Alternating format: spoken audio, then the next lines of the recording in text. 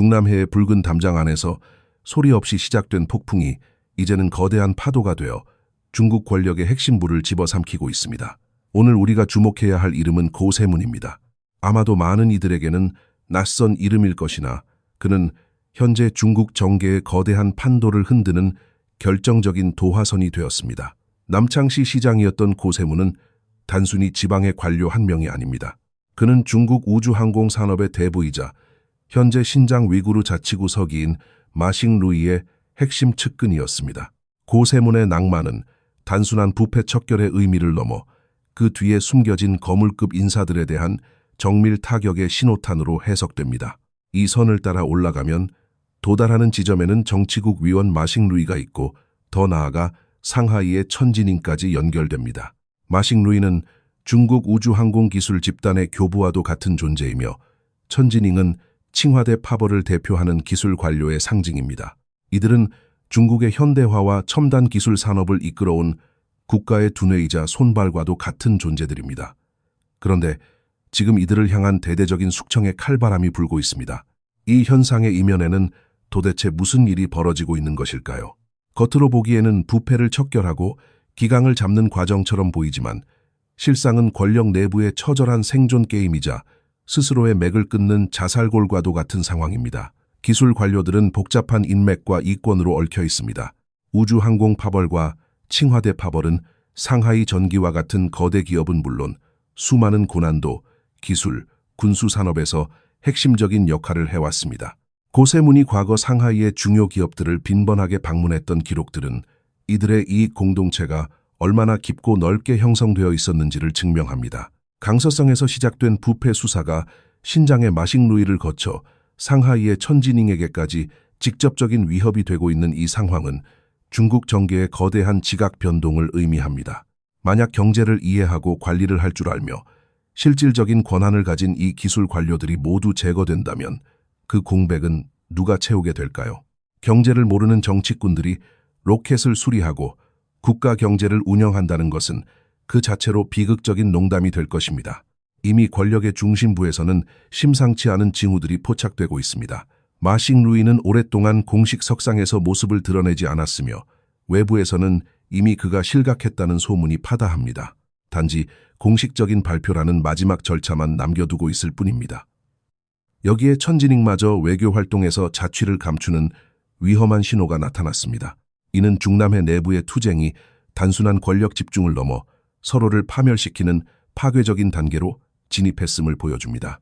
스스로 자신의 팔다리를 자르는 광기 어린 선택인지 아니면 상대방이 권력자의 날개를 꺾어 허수아비로 만들려는 정교한 전략인지는 알 수 없으나 결과는 단 하나입니다. 중국이라는 거대한 배의 엔진실을 책임지던 기관장과 조타수들이 모두 바다로 던져지고 있다는 사실입니다. 이제 남은 것은 통제력을 잃고 소용돌이치는 거대한 난파선의 운명뿐입니다. 과거 권력자가 절대적인 권위를 가졌을 때는 모든 것이 그의 한마디에 일사불란하게 움직였습니다. 하지만 지금은 다릅니다.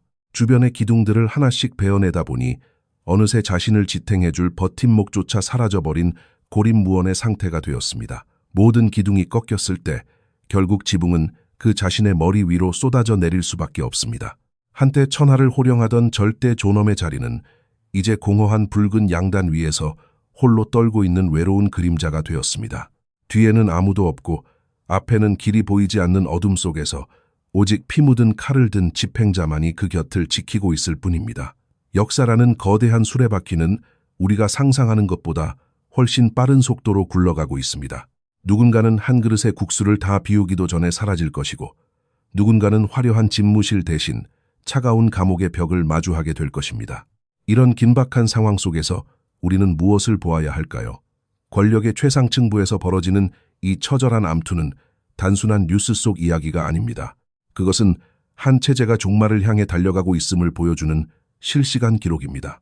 경제를 지탱하던 기술 엘리트들이 정치적 희생양이 되어 사라질 때 사회 전체가 겪어야 할 고통은 상상 이상입니다. 행정의 중추가 무너지고 현장을 아는 전문가들이 배제된 자리에 아첨과 복종만이 남게 된다면 그 국가는 더 이상 지속 가능한 미래를 꿈꿀 수 없습니다. 지금 벌어지고 있는 일련의 사건들은 마치 잘 짜여진 비극 영화의 절정을 향해 치닫는 듯합니다. 하지만 이 영화의 결말은 극장이 아닌 현실에서 우리가 직접 목격하게 될 것입니다. 혼란스러운 시대일수록 우리는 더 차분하게 본질을 꿰뚫어 보아야 합니다. 권력이 아무리 강하다 한들 결국 민심의 바다 위에 떠 있는 작은 배일 뿐이며 그 바다가 요동치기 시작할 때 배는 결코 무사할 수 없기 때문입니다. 오늘날의 중국 관료 사회는 거대한 공포에 짓눌려 있습니다. 어제의 동지가 오늘의 적이 되고 신뢰라는 단어는 사라진 지 오래입니다. 기술 관료들은 자신들이 쌓아 올린 전문성이 오히려 숙청의 빌미가 될 수 있다는 사실에 절망하고 있습니다. 그들은 국가의 번영을 위해 일한다고 믿었으나 결국 권력 유지의 도구로 쓰이다 버려지는 운명에 처했습니다. 마식 루이와 천진인 같은 인물들이 겪고 있는 위기는 개인의 불행을 넘어 한 시대의 종언을 고하고 있습니다. 그들이 상징했던 기술 관료의 시대는 가고 오직 맹목적인 충성만을 강조하는 암흑의 시대가 도래하고 있는 것입니다. 하지만 역사는 말해줍니다. 지식과 기술을 천대하고 공포로 다스리는 권력은 결코 오래갈 수 없다는 것을 말입니다. 우리는 이 거대한 붕괴의 과정을 지켜보며 우리 자신의 삶과 건강을 돌보아야 합니다. 격변하는 세상 속에서도 흔들리지 않는 중심을 잡는 것, 그것이야말로 이 어지러운 시대를 살아가는 가장 현명한 방법일 것입니다. 행정 중추의 붕괴가 국가 운영에 마비를 가져온다면 군대 내부의 균열은 정권의 생존 자체를 뒤흔드는 더욱 치명적인 신호입니다. 우리는 지난 2월 6일 북경에서 열린 중앙군 위원회 위문 공연 현장으로 시선을 옮겨야 합니다. 겉으로는 화려한 조명과 음악이 가득한 신년 축제였지만 그 이면에는 소름 끼치는 살기가 감돌고 있었습니다. 중공 건국 이후 70여 년의 역사 속에서 이토록 기괴하고 쓸쓸한 풍경은 유례를 찾아보기 힘들 정도입니다. 보통 이런 대규모 군사 행사에서는 군 최고 지도부를 상징하는 여러 명의 부주석과 위원들이 수장을 호위하며 위세를 과시하기 마련입니다. 하지만 이번에는 달랐습니다.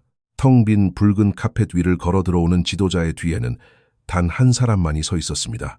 2024년까지만 해도 장유샤와 허웨이둥을 비롯한 이른바 5호 상장들이 건재함을 과시하며 핵심 세력을 보좌하던 것과는 극명하게 대비되는 모습입니다. 이제 그 화려했던 호위 부대는 사라지고 오직 숙정의 칼날을 쥔 자만이 그 자리를 지키고 있습니다.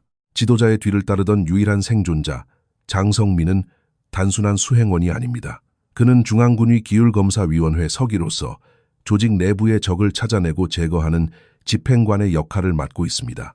과거에는 작전을 지휘하는 장군과 정치 업무를 담당하는 관료가 좌우를 보좌하며 문무의 조화를 보여주었으나 지금은 오직 사람을 잡아가는 감찰관만이 곁에 남았습니다. 이는 객석에 앉아있는 백발의 노병들에게 전달하는 메시지가 명확함을 의미합니다. 더 이상 전쟁이나 정치를 논하지 않겠으며 오직 불복종하는 자에게는 장성민의 칼날이 기다리고 있다는 경고입니다. 무대 위의 노래와 춤은 화려했으나 객석을 가득 채운 공기는 얼음처럼 차가웠습니다. 서로의 안부를 묻던 노장군들은 이제 옆자리의 빈자리를 확인하며 다음 차례가 자신이 되지 않을까 하는 공포에 몸을 떨고 있습니다. 더욱 충격적인 사실은 군 내부의 전설적인 인물들이 대거 자취를 감추었다는 점입니다. 상만전 전 국방부장을 비롯하여 마효천 전 공군사령원 이작성 전 연합참모장, 정지원 전 제2포병사령원 등 군의 핵심 계통을 상징하던 인물들이 이번 행사에 나타나지 않았습니다. 이들은 단순한 퇴역 장성들이 아닙니다. 이들의 배경은 장비 계통과 공군 실전파, 그리고 최근 가장 혹독한 숙청을 겪고 있는 로켓군을 모두 포괄합니다. 특히 상만전은 장유샤와 고향 친구이자 장비 총무부의 전임자로서 군 내 인맥의 핵심이었습니다. 지도자가 직접 발탁하여 전투 영웅으로 치켜세웠던 이작성마저 사라졌다는 것은 이제 그 누구도 안전지대에 있지 않음을 시사합니다. 중공 관료 사회의 불문율이었던 퇴직 원로에 대한 예우나 형불상 대부의 원칙은 이미 휴지 조각이 되었습니다. 은퇴한 원로들이 이런 자리에 얼굴을 내비치는 것은 자신의 건재함을 알리는 평안부와 같은 역할을 해왔으나 이들의 집단 실종은 곧 조직이 더 이상 그들을 보호하지 않거나 이미 모종의 조치를 당했음을 뜻합니다. 이 비극적인 서사의 중심에 선 장성민 역시 불안한 운명의 굴레를 벗어날 수 없습니다. 그는 한때 장유샤와 같은 섬서성 인맥으로 분류되며 끈끈한 결속력을 가졌던 인물입니다. 하지만 그는 생존을 위해 동향의 동료들을 배신하는 길을 택했습니다. 리상프를 조사하여 장유샤의 왼팔과 오른팔을 잘라냈고 파벌 싸움의 틈바구니에서 양다리를 걸치며 서로의 치부를 수집하여 권력자에게 바쳤습니다. 결국 자신의 고향 선배이자 정치적 스승이었던 장유샤를 무너뜨리는 결정적인 칼을 휘두른 것도 그였습니다. 오늘 지도자가 장성민만을 대동하고 나타난 것은 고도의 심리전이자 모욕입니다. 전군을 향해 장유샤의 동맹이자 신복이었던 자가 이제는 주인의 발치에 엎드린 개가 되었음을 똑똑히 보라는 전시 효과입니다. 이는 쓰임이 다하면 버려질 사냥개의 운명을 예고하는 것이기도 합니다. 지도자의 의심은 끝이 없고 그 의심의 끝은 결국 자기 파괴로 향합니다. 통가문호를 하던 홍의대 큰형님 격인 장유샤에게까지 칼을 겨누는 상황에서 반복적으로 배신을 일삼은 간호 장성민을 진심으로 신뢰할 리 만무합니다. 지금은 군위원회에 쓸만한 사람이 없어 잠시 자리를 채우고 있을 뿐 숙청의 바람이 한 차례 지나가면 너무 많은 비밀을 알고 있고 배신의 오명을 쓴 장성민 역시 토사구팽의 운명을 피하기 어려울 것입니다. 이것이 바로 권력의 정점에서 벌어지는 잔혹한 숙명입니다. 마지막 생존자가 되는 순간 그는 다음번에 필연적인 희생양이 됩니다. 절대적인 1인 체제를 구축하려던 시도는 이제 아무도 믿지 못하고 아무에게도 의지하지 못하는 고립무원의 체제로 변질되었습니다. 과거의 영광과 동지애는 사라지고 오직 공포만이 군대를 지배하고 있습니다. 지휘관들은 작전 계획을 세우는 대신 감찰관의 눈치를 보느라 급급하고 병사들은 상급자의 갑작스러운 실종에 동요하고 있습니다. 군의 중추를 이루던 실전파 장성들이 제거된 자리에 충성심만을 강조하는 정치 장교들이 들어앉으면서 군사력의 실질적인 약화는 피할 수 없는 현실이 되었습니다. 이러한 내부의 붕괴는 외부의 적보다 훨씬 무서운 속도로 체제의 근간을 갉아먹고 있습니다. 화려한 군복과 훈장 뒤에 숨겨진 진실은 비겁한 배신과 끝없는 상호 감시뿐입니다. 권력자가 휘두르는 칼날이 길어질수록 그 칼날이 도달하는 범위는 넓어지며 결국 그 칼끝은 자신을 향하게 될 것입니다. 우리는 지금 한 시대의 거대한 기둥들이 차례로 꺾이는 소리를 듣고 있습니다. 그것은 누군가의 승리 선언이 아니라 무너져 내리는 거대 구조물의 비명입니다. 지도자는 자신이 모든 장애물을 제거했다고 믿겠지만 사실은 자신을 떠받치던 마지막 주춧돌까지 뽑아버린 셈입니다. 텅 빈 공연장에서 홀로 박수를 받는 독재자의 모습은 다가올 비극의 예고편에 불과합니다. 역사의 무대 위에서 조명이 꺼지고 막이 내릴 때 그 곁에 남아있을 사람은 아무도 없습니다. 오직 자신이 뿌린 공포의 씨앗이 거둔 차가운 침묵만이 그를 맞이할 것입니다. 중남해의 깊은 밤, 그곳에서 새어나오는 냉기는 이제 북경을 넘어 전 대륙으로 퍼져나가고 있습니다. 군대의 숙청이 일반 대중의 삶과는 다소 거리가 있는 이야기처럼 들릴 수도 있겠지만 상하이에서 벌어진 이 기이한 사건은 국가 행정의 중추를 직접 타격하는 거대한 경고음입니다. 지난 2월 5일 우루과이 대통령의 상하이 방문 당시 벌어진 일은 중공의 정밀한 관료 체계에서 결코 일어날 수 없는 중대한 정치적 사고였습니다. 불과 이틀 전 베이징에서 국가 최고 지도자가 1200자에 달하는 공식 성명과 함께 극진히 대접했던 국빈을 상하이의 1인자인 천지닝 서기가 영접하지 않았다는 사실은 상식적으로 설명이 불가능합니다. 정치국 위원이자 이른바 청와대 파벌의 기수로 불리는 천지닝은 차기 후계 구도의 한 축으로 거론될 만큼 비중 있는 인물이었습니다. 그는 불과 며칠 전까지만 해도 한국 대통령과 영국 총리를 잇따라 만나며 대국 관료로서의 위용을 과시했습니다. 그런데 정작 최고 지도자가 공을 들인 우루과이 대통령과의 회담 자리에는 천지닝 대신 궁정 상하이 시장이 모습을 드러냈습니다. 천지닝의 행적을 자세히 살펴보면 그 기묘함은 더욱 짙어집니다. 공식 일정에 따르면 그는 2월 4일 오전에도 시정부 회의에 참석했고 5일 오후에는 정협 폐막식에 정상적으로 나타났습니다. 문제는 바로 5일 오전 국빈 영접이 이루어져야 했던 그 황금 같은 몇 시간 동안 그의 행방이 묘연했다는 점입니다. 중공의 외교와 관료 의전은 기계처럼 정교하게 움직입니다. 건강에 이상이 있는 것도 아니고 현지에 머물고 있는 서기가 국가 정상급 회담에 불참했다는 것은 그 시간 동안 그가 자유를 박탈당했거나 대중 앞에 나설 권리를 빼앗겼음을 의미합니다. 중기위나 북경에서 내려온 특사들에 의한 긴급 면담 혹은 정치적 경고가 있었을 가능성이 매우 큽니다. 대열을 낳기 전 관료 사회의 동요를 막기 위해 별 의미 없는 회의에 참석시키며 평온함을 가장하는 것은 그들이 흔히 사용하는 수법입니다. 5일 오후의 등장은 그가 안전하다는 증거가 아니라 단지 연극의 막을 내리기 위한 마지막 출연이었을 뿐입니다. 더욱 놀라운 것은 대타로 나선 궁정시장의 태도입니다. 통상적인 관례라면 최고 지도자의 지시를 언급하거나 서기의 위임을 받았음을 밝혀야 하지만 그는 공식 통보문에서 최고 지도자와 천지닝에 대해 단 한마디도 언급하지 않았습니다. 이는 상하이 관료 사회가 이미 극심한 혼란에 빠졌음을 보여주는 반증입니다. 어쩌면 그는 이미 천지닝의 시대가 끝났음을 직감하고 자신만이라도 살아남기 위해 의도적으로 거리를 두었을지도 모릅니다. 이러한 수동적인 저항과 침묵은 권력의 권위가 바닥부터 흔들리고 있음을 상징합니다. 이 모든 미스터리의 끝은 다시 남창시장 고세문으로 연결됩니다. 강서의 부패가 신장의 마식루이를 거쳐 상하이의 천지닝에게 직접적으로 번지는 이 로직은 너무나도 명확합니다.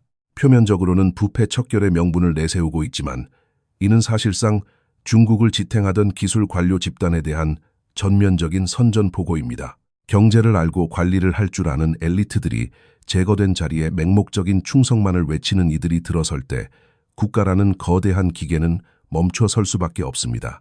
우주항공 파벌과 청와대 파벌은 단순한 인맥을 넘어 첨단 산업과 군수 경제를 떠받치는 핵심 기둥이었습니다.